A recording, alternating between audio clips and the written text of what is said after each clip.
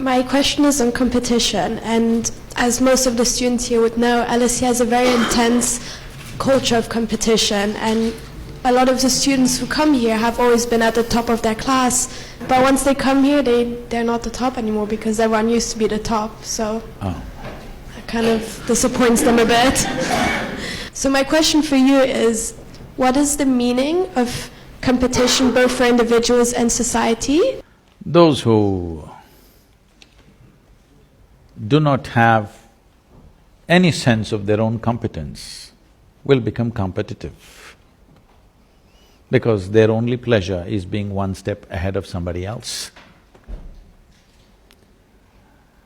I am on top of the class, what does it mean? And you say, I have known this. When I was in school, I went there only when it's really necessary. And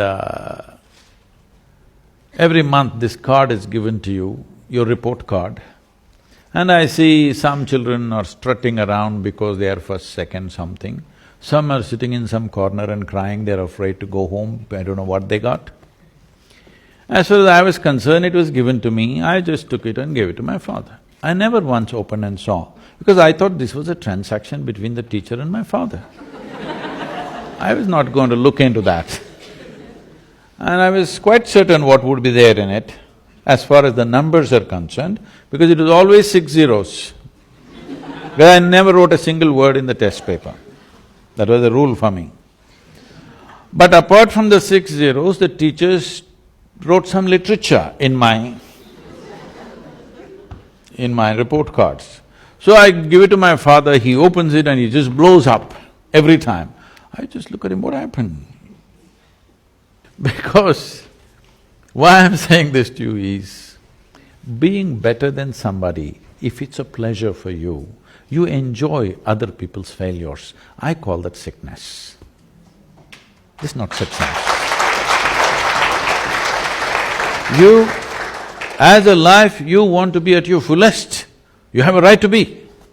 Every life in creation, from a worm, insect, bird, animal, even a plant and tree, all striving to their best, isn't it? You also. But why are you concerned whether somebody is behind you? Why is that so pleasurable for you that somebody else is less than you?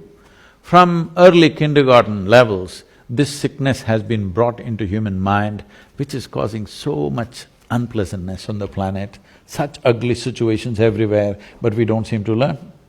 So we've created schools where children are never graded.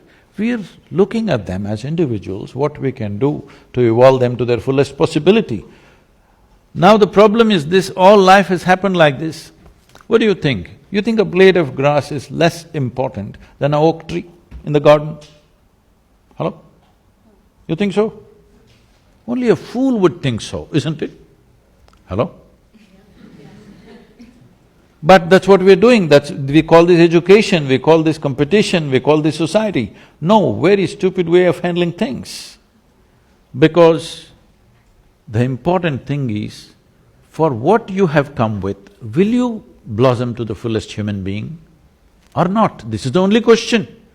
This doesn't need anything other than constantly nourishing the atmosphere, not even the person. If you want a plant to grow, you don't do anything to the plant, you just take care of the soil, the atmosphere, the ambience.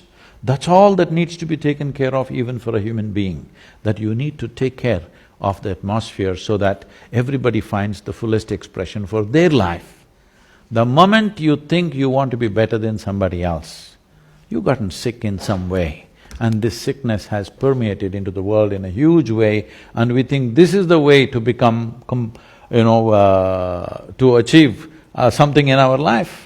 So if everybody is lame, you're a little faster and you think you're doing fantastic. You'll enjoy other people being crippled. Yes? Hello? If your entire life is always sitting on top of everybody else, you will enjoy other people's incapabilities, isn't it? This is not good for you, this is definitely not good for humanity.